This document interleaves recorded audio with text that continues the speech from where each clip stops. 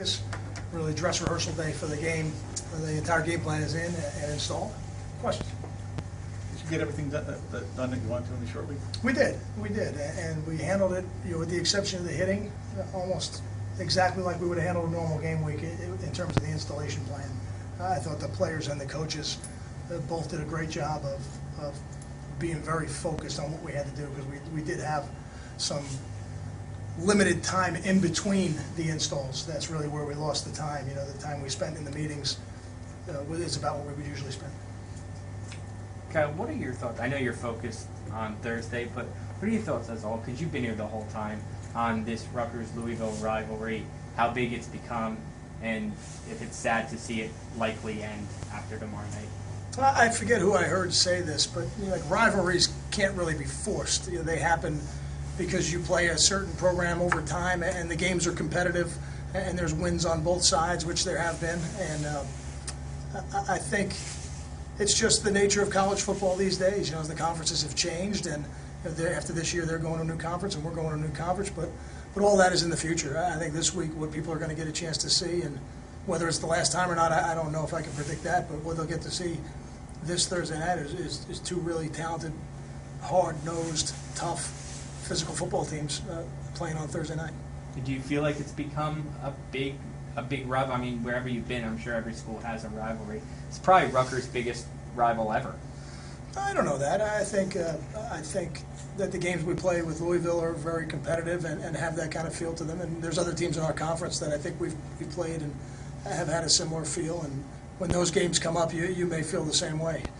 But there's no question that when you have a team that you've had competitive football games with over the course of time, there's going to be a heightened sense of awareness of it. With Louisville having a lot of injury issues this week, how much do you pay attention to that, or do you even game plan for it at all? I don't think you can. I felt last year that Teddy would play, and he didn't start the game, and he did. And I think they've got some players dinged up, and we've got some players dinged up. And most will play, and some may not be able to play. But it's not going to change their personality or who they are on the football side of it. And it's not going to change who we are either. So I try not to pay too much attention. Just coach the team that I get to coach. Are you surprised Charlie called this the best team in the country? I'm not surprised. Charlie, I think they've got an excellent football team. I think Charlie believes in his players, and I certainly believe in mine. So it'll be a good test on Thursday night, I think, for both of us. That kind of goes against the grain of what most coaches do. I mean, if you ever got to a position, would you pronounce your team the best in the country if you were in some kind of position to do that?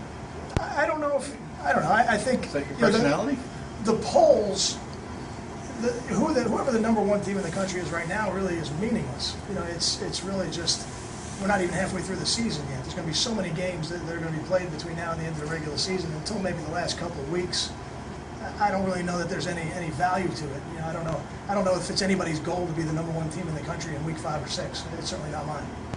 Now, what kind of weapon can your rushing attack be in helping out your defense against Teddy Bridgewater in terms of time of possession? Because you guys have run the ball pretty well in terms of time of possession and keeping it away from Teddy. I think it depends on how it evolves in the game. If it's a rushing game where you're getting 3, 4, 5, 6 yards a carry, then you're going to take up more time. If you break a few big ones, then you're going to score a little quicker and you won't take up as much time. But I don't focus on that. The offense's job is to score points. It's not to gather up time of possession. So when we start the game, we're going to call the offense to score points, and if that puts Teddy Bridgewater back on the field, so be it. We're going to play defense. What do you see from some of the young guys that have dressed and not played? Guys like John Simmons and Kamoko Toure that dress, haven't really played, might not. But what do you see from them? I think they're getting better.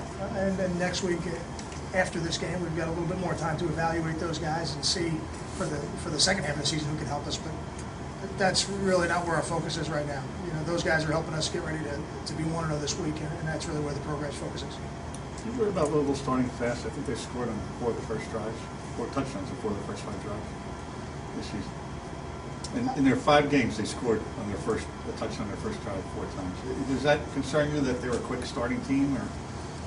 I don't know that it concerns me. We want to make sure that we're ready to play one, and I'm sure they'll be ready to play, and we're going to make sure that we're ready to play.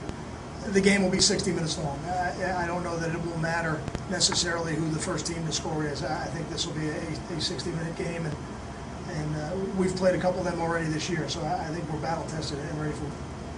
Got time for two more?